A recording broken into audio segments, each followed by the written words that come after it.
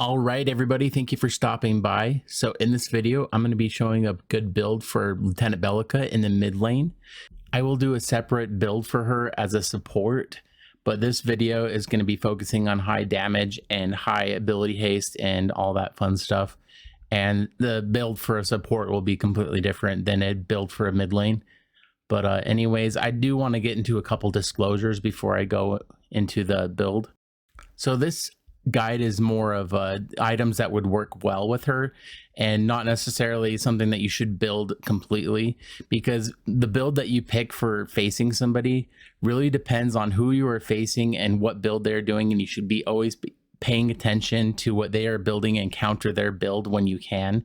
These are just some really good items that you can use, and in the best case scenario, I think these items are all really good if you can get them all. And I did try to pick items that were good in most situations, but it can vary between situations, like I said. And if you're dealing with someone that's like really tanky, obviously you're going to want to pick something with more penetration and stuff like that. But I just kind of wanted to get out there. And also I want to say that there is hundreds of different builds, and this might not even be the best one. This is just one that I use. And it's good items that I liked. So anyways, let's jump into the first item. Okay, I lied. It's not the first item. It's the crest that you should pick. And this is kind of varies on your play style. I did pick the magician's crest because I like that it added mana as well as the ability haste.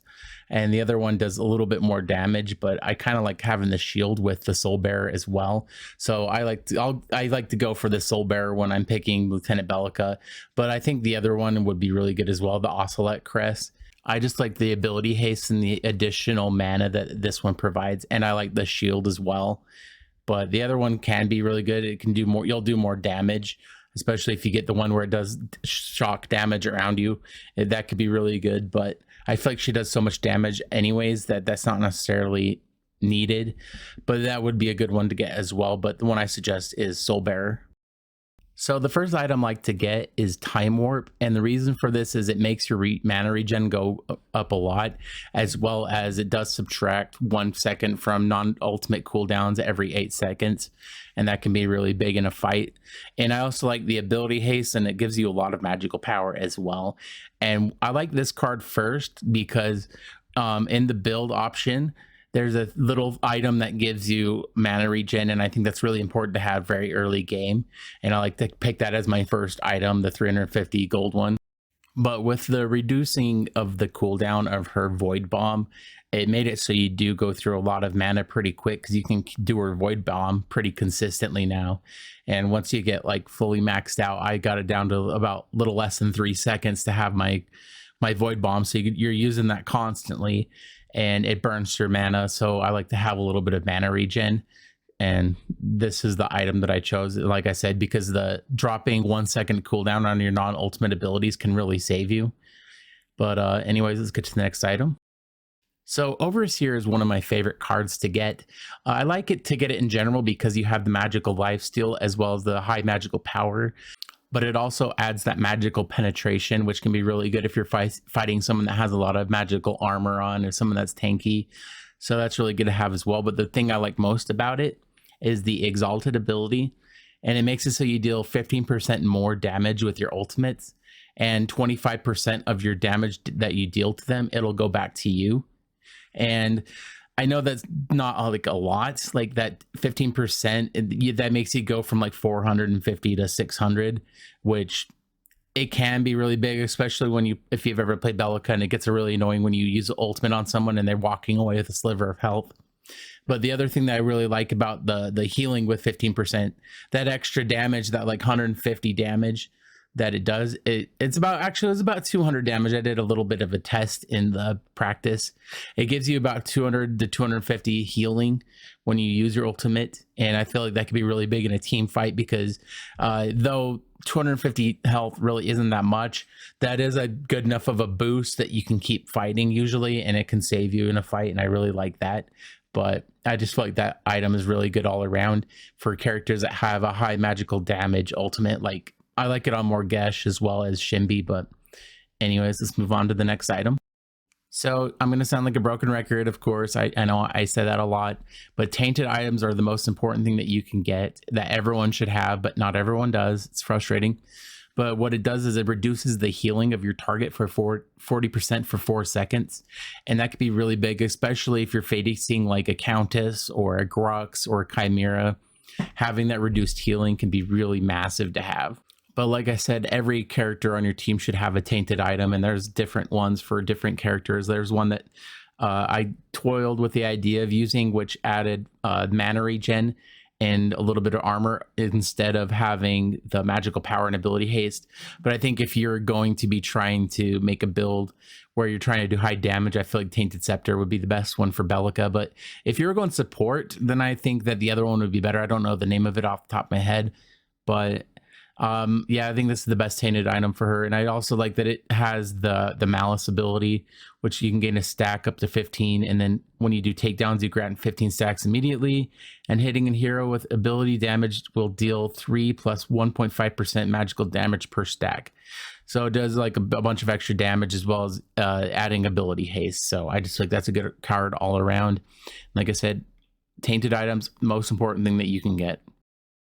So this item's been pretty popular with magical damage characters lately, but I will admit that I've only tried it once, but I did like it because it makes it so you can take down towers a lot faster, which can be kind of a crippling thing for magical damage characters like Belica and Shimby and Aurora, because you're focusing so much on increasing their magical damage that their basic attack is pretty much useless.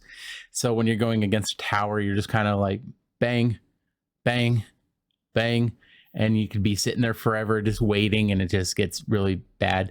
So I like to grab this item just for that, but it also could save you if you're hitting your shots mid-fight with that while you're waiting for ability cooldowns. It could really save you and be really good. So I think that's just a good card to have all around, but it also adds a bunch of magical damage, ability haste, and obviously the attack speed.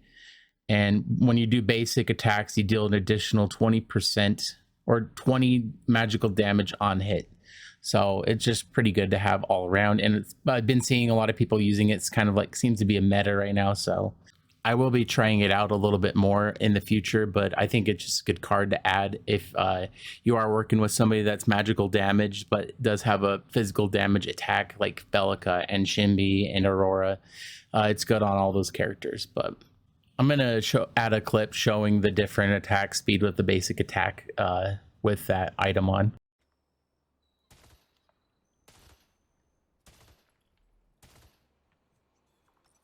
I could use that.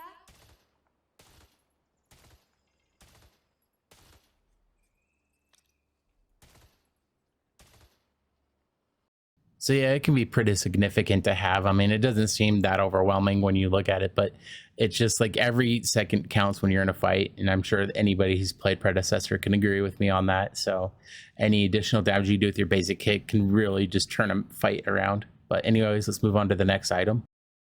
So the next item I like to get is Oblivion Crown, and it just adds a whole ton of magical power. And it gives you the 110 magical power, but then also increases your magical power by 18%. So this card is really huge if you're trying to do a high damage magical damage character. And I like to get this card when there's only 2 slots left, because the recipe for it only has 2 items, and they're really expensive items. They're like 1150 cost to get them. So I like to get the 1150 one, so if I have to return back to base twice, I have the room to put them both there. And both of those items do high damage as well, so I like to slowly get them. Or if you can buy it all at once, that is good as well. But if you're having 3,400 gold in your pocket, you should be spending it before then. But yeah, this card is pretty self-explanatory why it's good. It just high damage, and it increases your damage like crazy high. So it's really important to have this item if you can afford it at the time. Like, it's kind of hard to get because it's so expensive, and the recipe, like I said, there's only 2 items for the recipe, so it takes forever to get. But anyways, let's move to the last item. So this last item, I have 2 suggestions, and it really depends on the situation that you're in. And also when you get this item, it depends on the situation. But Spellbreaker is a really good item because it adds magical armor, ability haste, and a good amount of magical power. But the additional abilities, Veil and Malefic, I don't know how to say that, but we're gonna leave that in anyways. But it can be really good when you have that 50% magical power running.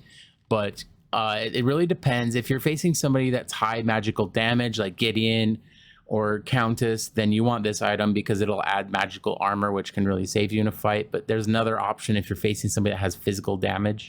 So the other one is Golem's Gift, and this one's really good if you're struggling to face somebody that's physical damage. I mean, there's not a lot of physical damage mid lane characters, but if you're like the jungler won't leave you alone and you're just like, I need physical armor, this item's like the only one that adds magical power as well as physical armor. So I like to get this one if I'm struggling with that. But it adds 100% mana regen, ability haste, and the stone skin ability that it has is really good as well because it adds magical power and physical armor. And you can get a stack at you gain 5 stacks while you're out of combat, and when you take damage from a hero you lose one of the stacks. So it can be really good if you're like when you're returning back to base and going back to the fight, you can come in with a little bit of extra armor, but it will disappear after a while. But and that's like I said, which one you get depends on the situation, and it also depends on how the game's going when you grab that armor item, because I feel like armor is really important to have, like in most cases with no matter what character you're playing. But it also just kind of depends, like if you're doing really good and you're not really struggling with dying, then armor isn't really necessarily something that's important at the time. But it is good to have late game because when everyone gets high up damage, you're going to want that armor. But early game, it could be something that you can ignore for a little bit, because like if you're doing really good and you're beating them and you get higher level than them, you get more gold than them, then it doesn't really matter too much. But when you get to late game, you're going to want some kind of armor. But anyways, those are 6 and 7 items, I guess, if you count the 2 armor items that I suggest that you can get for playing Belica. But it really depends on like what situation that you're in. Like I said, you shouldn't just like go and buy these cards blindly. And if you're in a situation where you have like a jungler that's super tanky coming after you, or there was one time I faced a Countess that put on a ton of armor, and so I kind of had to focus on getting a lot of magical penetration just because I feel like I wasn't doing any damage to her. So make sure you're paying attention to what items your opponent is getting and you build to counter them, because like it's good to have idea of cards and then like know what cards do so that you can focus on building those counter builds. But like I said, you don't really want to just have like one build that you get every time no matter what, because every situation is different. Your opponents are different. They might be physical damage, they might be magical damage, they might be heavy armor. You just never really know. You just kind of gotta be in the situation. But anyways, I feel like I'm ranting on. I'm going to end the video off here. Thank you guys for watching the video if you did, and be sure to leave a like on the video and subscribe if you want to see more. And let me know in the comments section any items that I might have missed that you think would be better. I'm always open. I'm always evolving and learning. When I play casual matches, I always just kind of pick different items to try different builds and seeing how things go. And also let me know in the comments what characters you want to see next. And anyways, be sure to like the video and subscribe, like I said, and we'll see you guys next time. Thanks.